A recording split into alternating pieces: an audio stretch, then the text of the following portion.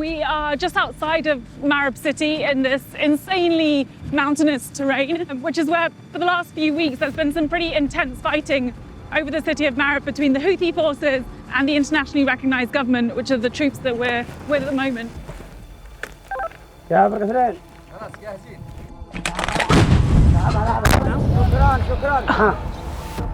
These Yemeni government forces are fighting the rebel Houthis. It's a grueling battle that's been dragging on for 6 long years.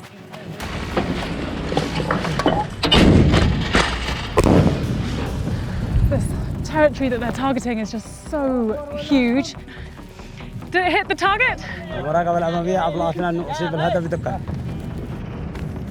So this commander is just taking us to a bunch of his different mortar spots. He has about 30 of them on this side of the mountain. They're all kind of hidden amongst rocks and inside crevices to hide from the enemy eyesight.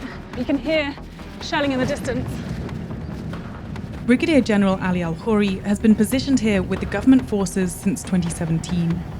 Now, though, with the rebels launching a fresh offensive on the previous safe haven of Marib city, he's on the defense. Wow, it seems like you guys have been busy here.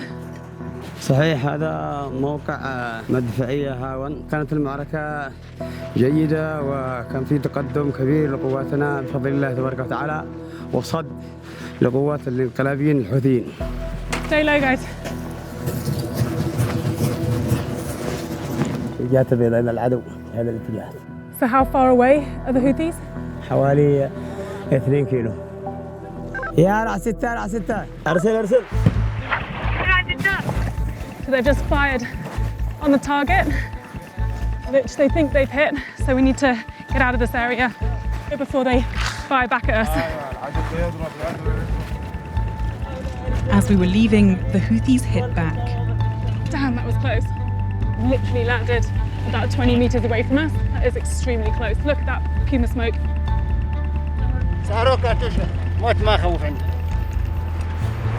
These men are hardened to war and seem unfazed by the recent escalation in fighting. But their opposition, the Houthi rebels, are stronger than they've ever been. After seizing control of the capital Sana'a in 2014, the Saudi-led coalition pushed back with a brutal air campaign. Both sides have committed war crimes. Over 130,000 Yemenis have been killed. The US is concerned about the dire situation. President Joe Biden has pulled support for the Saudi-led offensive and rolled back a foreign terrorist designation placed on the Houthis, hoping it would help with the flow of aid. They've called for a ceasefire from both sides, but they're struggling to get the Houthis to the negotiating table, and so the bloodshed continues. At Marib's main hospital, casualties from the day's fighting streamed in.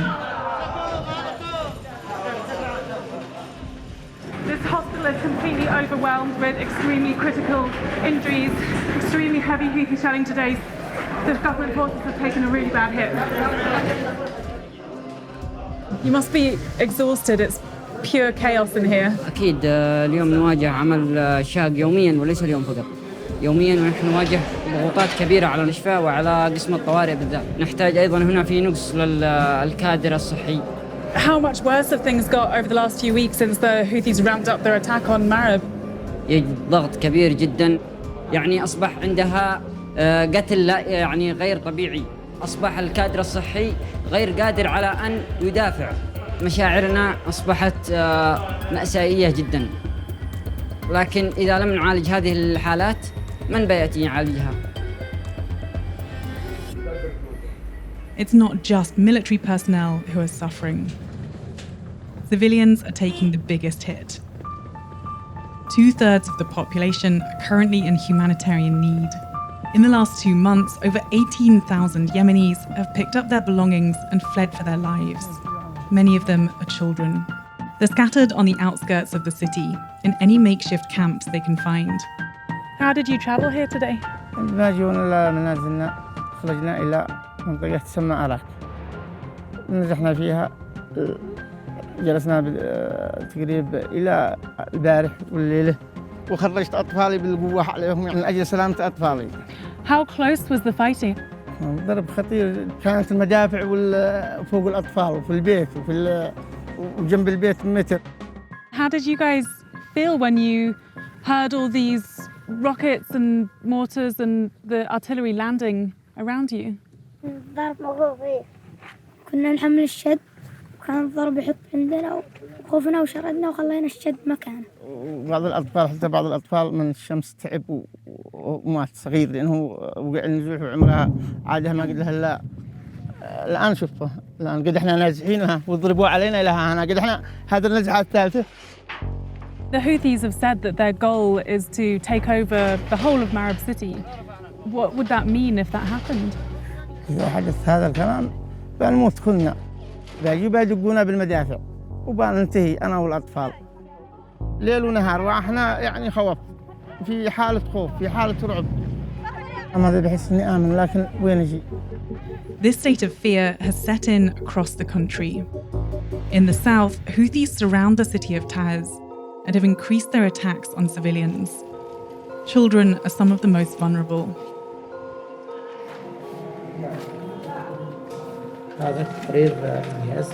So this is the shrapnel here, right in his chest. شظية واحدة شظية هنا شظية هنا. What happened? كنا بالمدرسة وبعد خرجنا من المدرسة مشينا وقرح القذيفة.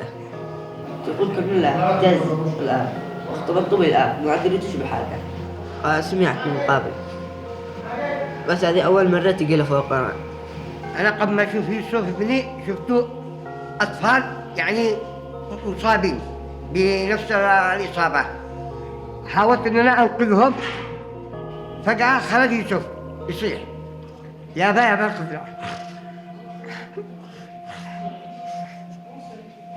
It must be so incredibly hard as a parent knowing that this place isn't safe. قد حدث بين أطفالي وبين أطفال المجتمع اليمني بشكل عام وليس هو أول واحد يعني من المصابين. Do you think the shelling that happened today, it could have been a case where they missed their target? لا لأنه أكثر الأيام يضربوا ضربة عشوائية على المدارس ولا الأسواق والتجمعات السكان بكثرة. إنه ما يسطوش هم يضربوها بصح. Yusuf was lucky. He got to go home.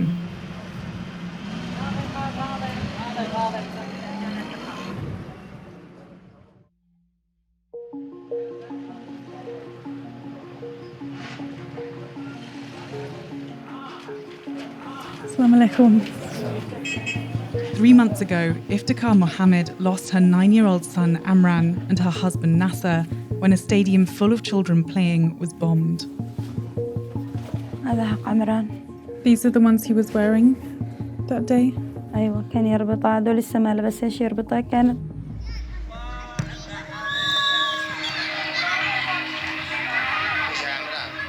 He's a good soccer player. وهذا اللي يتكلم الوالد. What kind of person was Amran? عمران كان شخصيته شخصية قوية بس من نفس الوقت حنون وهادئ لطيف. يحب كان لعبة الكرة بشكل فظيع. No mother should have to lose her child, but to lose her husband on the same day, I can't even imagine how difficult things have been. ما تخيلتش أنا اليوم أبداً الذي جي البيت هذه بدون عمران. كنت أحس إنه حياتي كلها معلقة بعمران. عمران لما مات كأنه مات داخلتي أني. حسيت داخلتي كأنني انهارت تماماً. راح السند وراح الضوء اللي داخل البيت. Iftikhar's son Majid showed us the site where Amran and his dad Nasser died within minutes of each other. أيوة هذا الملعب اللي حدث فيه القضية الهون. Oh wow. لهنا. And it landed right here?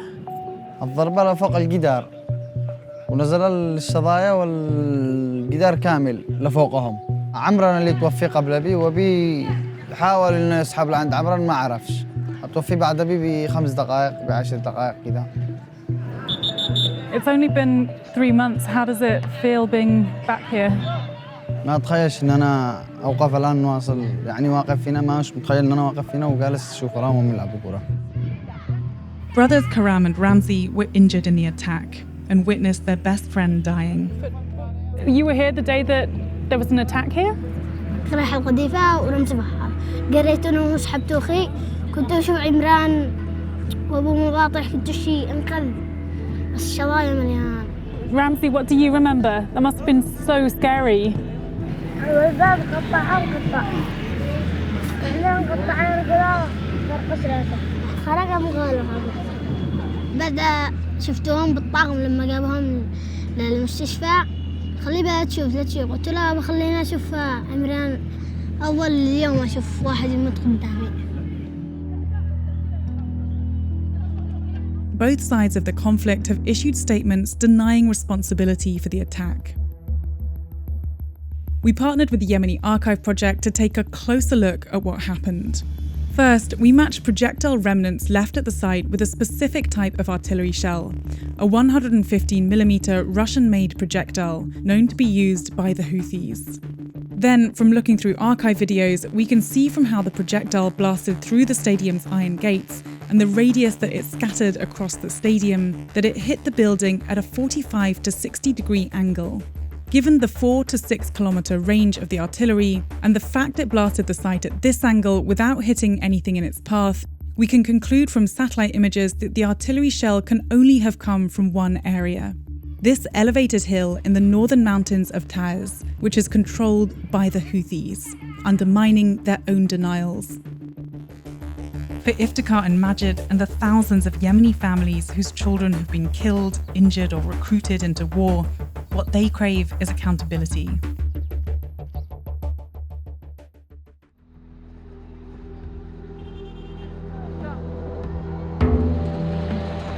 It's pretty difficult to get permissions to cross over into Houthi-held territory, and it's also just really difficult to get here because of how incredibly divided the country is. We've literally been through hundreds of checkpoints just to get to where we are.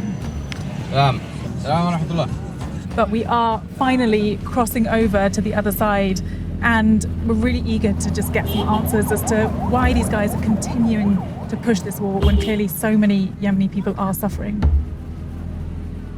We were granted a rare interview with the foreign minister of the northern Houthi-held territory, Hisham Sharaf Abdullah, who seemed most concerned about his own protection. This is yours? It's mine, yes. You need this? Yes. Have you had any threats on your life? Yes. So I have to have my weapons with me, ready. So no one come close to me and Tariq and others. By who's threatening? By whoever. Even the Satan. If the Satan comes, I'll shoot him. Will the ministers have weapons? No. I'm the only one. Just you? I'm the crazy one. The battle for Marib has ramped up over the last few weeks. Can you tell me how it's looking from your perspective? We fight with really a reason to kick out any foreign forces from our lands and really defeat those who are loyal to the Saudis. And at the end, we will win, and you will hear about it soon. You think you will succeed in taking Marib? Yes, we will succeed. You say you care deeply about the humanitarian situation, but the closer your forces push to Marib city, thousands and thousands of people are getting displaced. Yes. Why is it then that you are pushing and pushing? Any war has its cost. The cost sometimes in terms of human beings. So you're saying that they are collateral damage in this war? To some extent, yes. It happened in all wars. We care about our citizens. We don't want our citizens to die. They're our brothers and sisters. We ask them to get away. We will do our best to avoid them. But at the end, if something has to happen, everything has its cost. In the city of Taiz, there's dozens of kids who have been injured and have died. Do you take responsibility for that? There is no one on the field who can verify this. They take rumors. And so if it can be verified that this is coming from your forces? Yes, someone should be punished for it.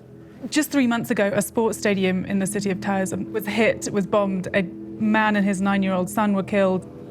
It seems extremely likely that this was from your forces. I mean, you should get the satellite imagery of the places where they killed our people here in Sana'a. It doesn't excuse one side from the other. I don't deny that there have been horrendous airstrikes on... I agree with you completely. Every drop of blood of a Yemeni kid or a Yemeni woman is very precious to us. And if someone did it and it was proved that is our people, we will take action against those who made such mistakes.